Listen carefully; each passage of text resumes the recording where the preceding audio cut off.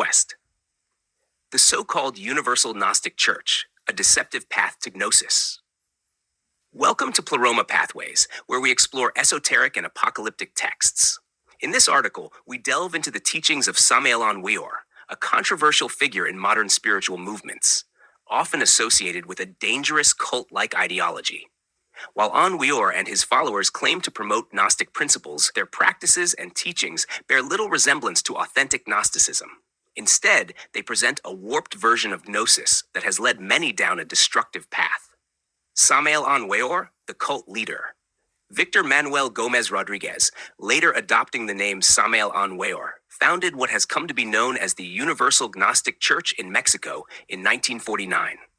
By changing his name to Samael Aun Weor, he effectively created a false identity to present himself as an enlightened figure, misleading his followers into believing he had a special connection to spiritual truths. The name Samael is particularly concerning as it is associated with Satan in various esoteric traditions, further reflecting the deceptive nature of his path. His adoption of this name was part of a larger pattern of manipulation designed to enhance his perceived authority and legitimacy. Throughout his life, 1917 to 1977, he produced numerous works that blend various occult traditions, from theosophy to tantric sexual alchemy, under the guise of a modern Gnostic revival. However, his teachings quickly became a vehicle for control and manipulation, leading to accusations of being a cult leader. At the core of Aun Weor's ideology is the notion of sexual alchemy, a practice that he believed could lead to spiritual enlightenment. He taught that the key to transcending physical limitations and achieving spiritual awakening lay in controlling sexual energy, particularly through non-ejaculatory sex. According to Aun Weor, traditional sexual practices and the act of ejaculation were the root causes of human ignorance, aging, and death. His followers were encouraged to practice sexual magic to achieve spiritual growth, an approach that distorted the original tantric traditions into an authoritarian tool for control. Not Gnostic, but a distortion of Gnosis. The teachings of the so-called Universal Gnostic Church claim to be rooted in Gnostic principles, but they bear little resemblance to authentic Gnostic thought. Traditional Gnosticism emphasized that the divine spark was within each person, and knowledge of this inner truth led to liberation from the material world. Aun Weor's teachings, however, centered on the belief that spiritual awakening could only be achieved through strict, often bizarre rituals and practices dictated by Aun Weor himself. This hierarchical structure, with Aun Weor as the supreme guide, mirrors more closely the dynamics of a cult than a genuine philosophical or spiritual movement. Gnosticism, especially in its ancient form, was concerned with self-knowledge and enlightenment. It rejected the idea of external authority figures, instead emphasizing personal experience and direct inner knowledge of the divine. Aun Weor's movement, on the other hand, placed the burden of spiritual awakening on adherents to his teachings, creating a system that could only be understood and attained by following his rules. This system of control is characteristic of many cults, where the leader is seen as the only legitimate authority on truth. Cult-like practices and control.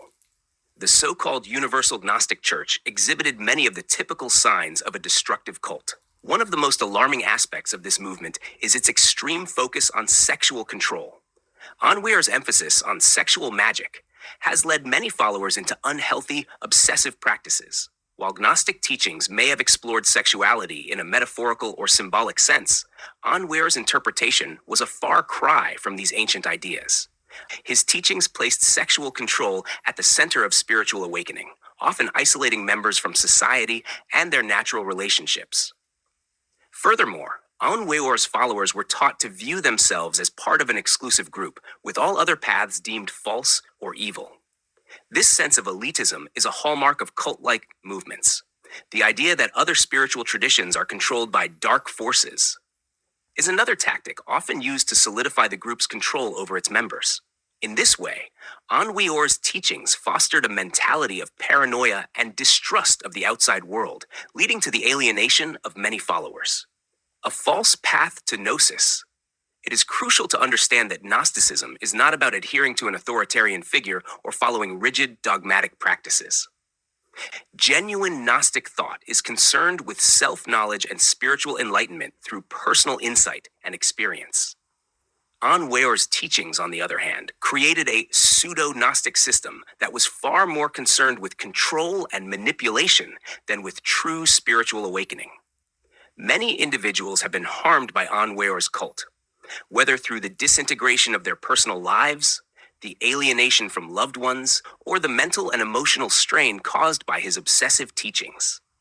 Genuine spiritual seekers should be cautious of movements that claim to offer the only path to enlightenment, as they often serve to trap individuals in a cycle of dependence and manipulation. The deceptive names, Glorian and Gnostic students. The organizations that propagate Aun Weor's teachings go by various names, with two of the most prominent being Gnostic Teachings and Gnostic Students, along with Glorian book publishers. These names serve as fronts to continue spreading his teachings and ideology under different guises. By using multiple names and a false identity, Aun Weor and his followers obscure the true nature of the movement, making it harder for people to recognize the dangers within. The use of pseudonyms serves to maintain a sense of legitimacy and hide the manipulative tactics at play, deceiving potential followers into believing that they are part of an established spiritual tradition. Conclusion. The so-called Universal Gnostic Church, while presenting itself as a modern Gnostic revival, is not truly Gnostic in nature. Instead, it embodies the characteristics of a destructive cult, using false ideologies, pseudonyms, and authoritarian control to manipulate its followers. Genuine gnosis is found within oneself, not through an external leader or rigid system of rules. True spiritual awakening comes from within, through personal insight and self-knowledge, not through adherence to the doctrines of a self-proclaimed master.